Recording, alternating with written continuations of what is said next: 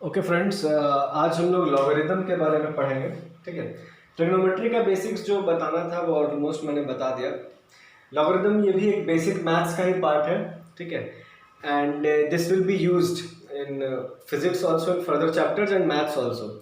But अलग से as a logarithm का हम लोग चैप्टर अनफॉर्चुनेटली है नहीं एनसीईआरटी में, ना मैथ्स में ना फिजिक्स में। इसका एप्लीकेशन है बट डायरेक्टली, तो that's why we will study the basics of logarithm. जो आईसीएसई स्टूडेंट्स हैं क्लास 10, जिन्होंने आईसीएसई से अगर पास किया है किसी ने, there is someone from Carmel, तो उन लोगों ने लॉगरिदम पढ़ा है, क्लास 10 तक उन लोगों को है।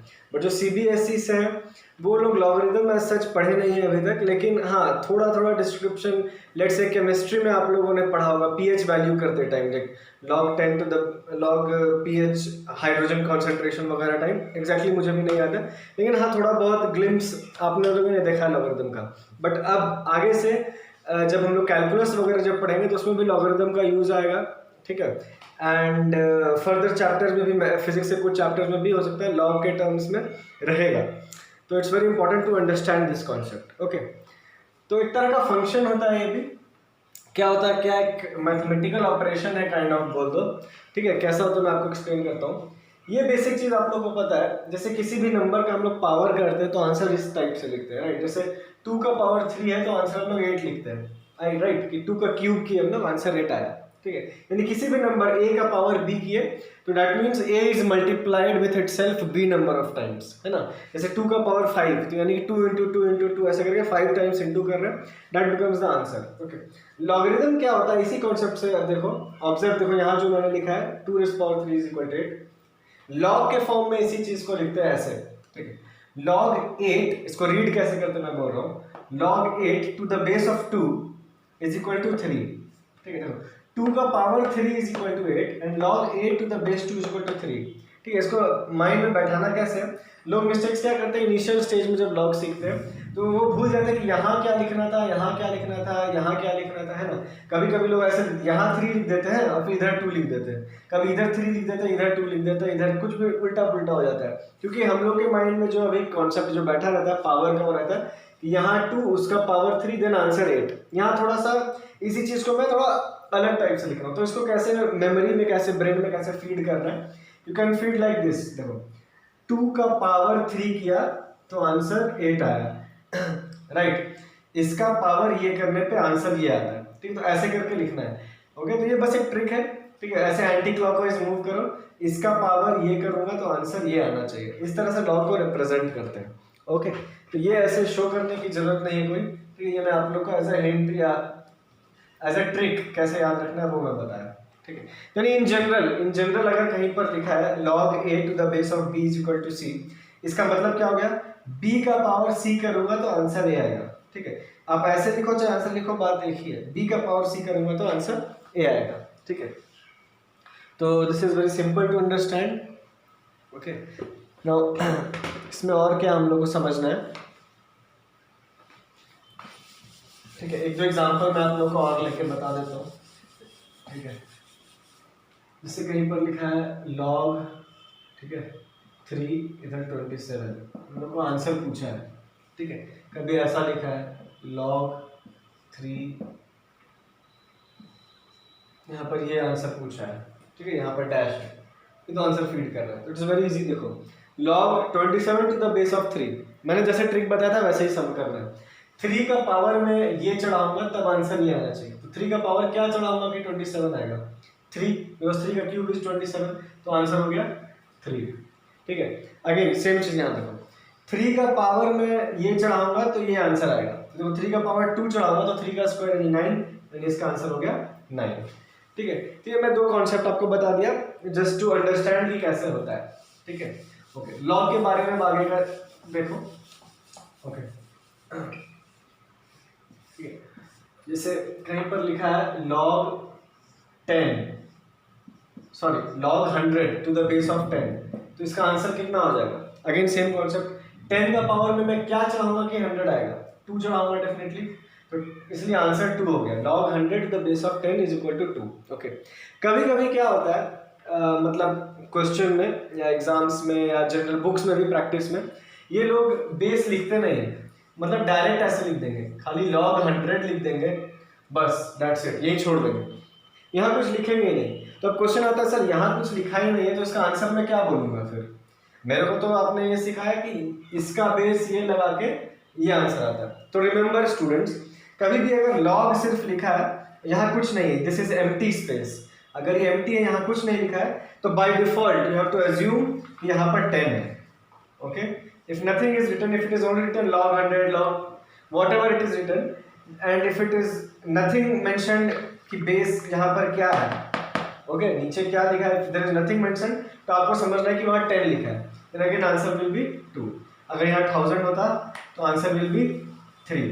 ठीक है, मान लो कोई बोलता है सर ठीक है ये सब का तो मेरे को पता है पावर कितने पे इतना आ रहा है, ठीक है, मान लो यहाँ पर रहता log 400, ठीक है, तो मैंने बोला 10 का पावर क्या चढ़ाऊंगा कि 400 आएगा, राइट, है ना, तो कुछ भी नहीं, मेरे को पता ही नहीं है, तो रहने दो उसको, इस फॉर्मेट में ही रहने दो, कुछ करने की जरूरत नहीं है।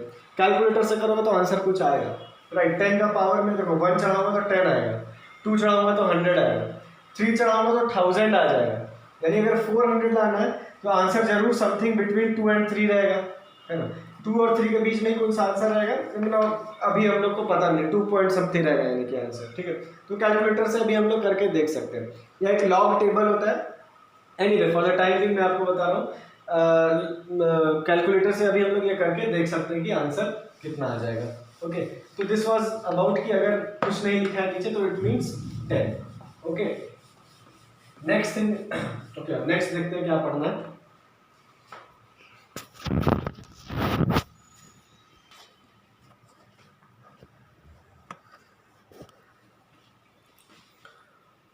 ओके फ्रेंड्स, अब हम लोग लॉगरिदम के ही बारे में आगे और पढ़ना है। उसके पहले मैं आप लोगों से एक नंबर के बारे में डिस्कस करना चाहता हूँ, ठीक है। जैसे आप लोग को पता है कि पाई, ठीक है, पाई आप लोग को पता है, जैसे कि पाई का वैल्यू होता है 3.14 अप्रॉक्सीमेटली, ठीक है। एक कांस्टेंट है, वो एक तरह का कांस्टेंट है, एक तरह का इरेशनल नंबर है। It is an irrational constant whose value is 3.141 whatever, I mean एक non terminating non repeating decimal आता है, right. And it is irrational number, एक कांस्टेंट 3.14, उसका अप्रॉक्सीमेट हम लोग लेते हैं 22/7, उसको अप्रॉक्सीमेटली हम लोग लिखते हैं, ठीक है। सिमिलरली एक और नंबर यूज होता है मैथ्स में कई बार ज़्यादा, इसके बारे में डेप्थ में आप लोग को जानने की जरूरत नहीं है। उस नंबर को हम लोग रिप्रेजेंट करते हैं ई से, बाय द लेटर ई, ठीक है। एंड इसका जो वैल्यू लेते हैं approximately, again it is 2.72 approximately, actual में 2.718 ऐसा कुछ रहता है। बट हाउएवर अभी आप लोग को जानने, इनफैक्ट आपको ये वैल्यू नहीं भी आता तो डजेंट मैटर, ठीक है। जनरली अगर यूज पड़ेगा इस वैल्यू का तो क्वेश्चन में दिया रहेगा, लेकिन just for the sake of I mean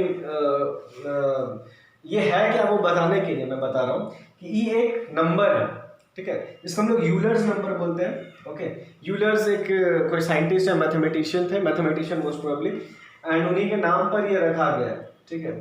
तो आपको बस इतना जानना है, ई मतलब एक नंबर होता है जिसका अप्रॉक्सीमेट वैल्यू होता है 2.72। ओके, नाउ बात ये कि मैं बता क्यों रहा हूँ, why we are discussing this. Okay, उसका फैक्ट क्या है, उसका लॉजिक क्या है। कई बार आप लोग को लॉगरिथम में, ठीक है, जैसे ई तो है, ठीक है, चलो लॉग छोड़ दो एक बार, ई लिखा है मतलब वो आंसर हो गया 2.72। ओके, ई का पावर 0 लिखा है मतलब 2.72 का पावर 0 यानी कि आंसर 1 हो गया, right. Anything to the power 0 becomes 1। E का स्क्वायर लिखा है यानी 2.72 का स्क्वायर लिखा है अप्रॉक्सीमेटली। ओके, तो वैसे ये सब फंडा यूज करके इसको लॉग में भी हम लोग यूज कर सकते हैं। जैसे मान लो कहीं पर लिखा है, ठीक है, log e raised to the power 4, यहाँ e लिखा है, ठीक है। अब यहाँ पर आंसर है, यहाँ लिखना है, तो देखो क्या होता है, फंडामेंटल क्या होता है, इसका पावर क्या चढ़ाऊं कि आंसर ये आ जाए, ठीक है। डेफिनेटली ई का पावर में 4 चढ़ाऊंगा, है ना, ई का पावर में 4 चढ़ाऊंगा तभी तो देखो ई का पावर 4 ये आ रहा है ना। इसका पावर ये चढ़ा तो देखो डायरेक्ट ही आंसर आ गया। ऐसा ही होता है ना। फॉर एग्जांपल जैसे मैंने आपको बताया था, जैसे 10 यहाँ 100 है, ठीक है, 10 का पावर क्या चढ़ाऊं कि ये आ जाए, तो 10 का 2 चढ़ाऊंगा, है ना। ये 100 है, इसको मैं एक तरह से 10 का स्क्वायर भी लिख सकता हूँ, राइट। तो हो क्या रहा है, 10 का स्क्वायर किया तो 10 का स्क्वायर आ गया यहाँ पर। ओके, ऐसा चल रहा है। सिमिलरली मैं इसको ऐसे लिखा, है ना, अगर कोई log e raised to power 4 क्या होता है तो आंसर 4 अगर बेस ही है, ठीक है। अब जैसे मैंने आपको बताया था कि अगर एम्प्टी स्पेस रहता है कहीं पे, log केवल लिखा है, ठीक है, log 10 क्यूब अगर लिखा है तो अपने आप हम लोग को समझ जाना है कि कुछ नहीं लिखा है तो it is base E. Okay, similar sorry the base is 10। Okay, अभी मैंने बताया था। सिमिलरली कभी कभी इस चीज को जो हम लोग रिप्रेजेंट करते हैं, जब हम लोग को बेस ई में लिखना होता है तो हर बार हम लोग ऐसे लिखते नहीं है कि लॉग लिखे फिर यहाँ ई लिखते, ऐसे ऐसे बार बार रिप्रेजेंट करने की जरूरत नहीं होता। We direct write it as the expression ln। ठीक है, कहीं ln लिखा है इसका मतलब ln लिखो, चाहे log टू द बेस यहाँ पर e लिखो, दोनों सेम बात है। ठीक है, अब कहीं लिखा है मान लो ln e क्यूब। ठीक है, तो इसका मतलब क्या हो गया कि वो बोलना चाह रहा है कि log e cube two the base e, तो आंसर क्या हो जाएगा 3। e का पावर में ये चढ़ाऊंगा तभी तो ये कंप्लीट टर्म आएगा। ठीक है, तो ln का मतलब मैंने आपको बता दिया। ठीक है, ln का मतलब होता है log to the base e, और फिर यहाँ पर जो भी नंबर है वो सेम नंबर्स। ठीक है, तो this was about logarithm and this was about the number e। ठीक है, एक्सपोनेंशियल फंक्शन ऐसा भी इसको कुछ रहता है, आई मीन ऐसा टर्म्स, लेकिन आप लोग को जो याद रखना है e के नाम से आप लोग को याद रखना है। ठीक है, ओके, तो अब इसका फंडामेंटल भी क्लियर हो गया होगा। जैसे कहीं पर एक दो क्वेश्चन और देख लो, जैसे कहीं लिखा है okay ln dash is equal to -4, है ना। तो मतलब इसी क्वेश्चन को मैं ऐसे भी लिख सकता हूँ, log है यहाँ पर, e है यहाँ पर, डैश मेरे से पूछा है, आंसर -4 दिया है, तो डेफिनेटली e का पावर में -4 चढ़ाऊंगा तभी तो यहाँ आता है, यानी कि e का पावर -4 ही आंसर हो जाएगा, यानी कि डायरेक्ट मैं यहाँ पर आंसर e के पावर -4 लिख सकता हूँ। आपको इतना ये सब शो करने की जरूरत भी नहीं है, मैं आपको अभी समझा रहा हूँ इसलिए मैंने आपको ये एक्सप्लेन किया, अदरवाइज बस इतना लिखो दैट्स इट। ठीक है, तो this was about exponential function, इसको एक्चुअली बोलते हैं e को। ओके, तो ln और log e के बारे में मैंने आपको समझा दिया। नाउ वी विल डिस्कस, तो ये लॉगरिथम का बेसिक्स हो गया। Now you have understood the basics of logarithm के लॉगरिथम मतलब होता क्या है और एक्सपोनेंशियल फंक्शन से वो कैसे डिराइव हुए। अब हम लोग कुछ लॉगरिथम का प्रॉपर्टीज भी सीखेंगे पर उसके नेक्स्ट वीडियो में, और उसके पहले आप ये वीडियो को बहुत अच्छे से थॉरली समझ लो, है ना। Okay, thank you.